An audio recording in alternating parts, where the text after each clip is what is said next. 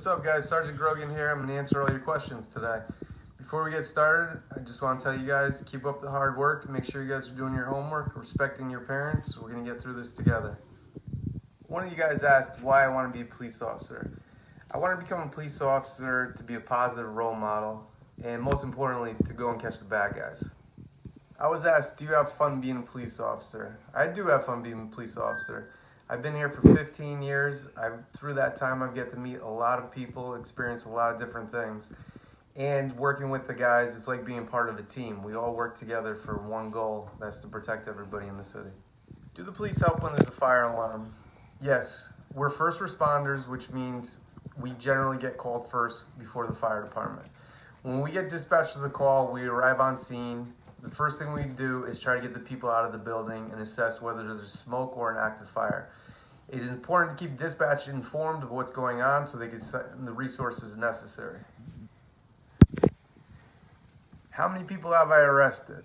It's a tough question. I don't know the exact number, but I would say hundreds. I've been here for 15 years, and throughout that time, I've encountered a lot of people and had to arrest a lot of people. The goal when we go on a call is to maintain order and resolve any conflict that's going on.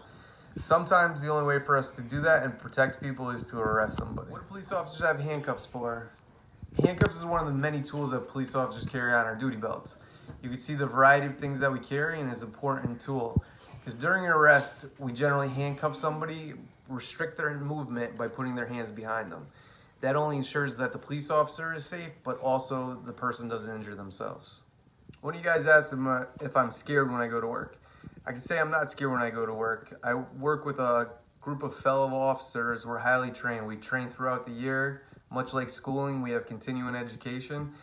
And within that, we've learned to rely on each other, to be there, support each other, and have each other's backs, no matter what the situation is. One of you guys asked, what's my favorite donut? It's a stereotype to say all cops eat donuts, but in reality, the majority of them do. You'll have to see a police officer at Dunkin' Donuts with coffee and a donut.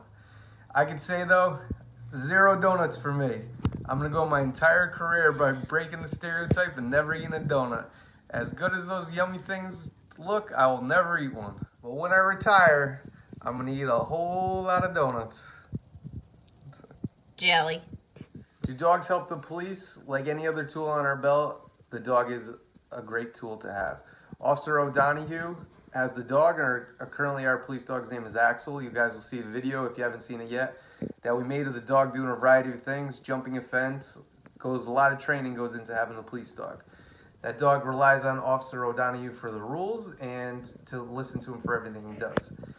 The police dog we use for tracking, primarily if somebody goes missing, it could help find that person, or if a bad guy does something and takes off, the dog is used to track and hopefully find that person. Lastly, I was asked if I ever used my taser before. I have used my taser several times. The taser is something that we're able to use to maintain order in a situation before it gets out of control. Usually the taser is used to help protect an officer from being harmed or somebody else from being harmed by a bad guy. I just want to thank you guys for sending in your questions. I appreciate it. If you have any other questions, you can submit them through your teachers. Just remember, keep doing your homework and wash your hands.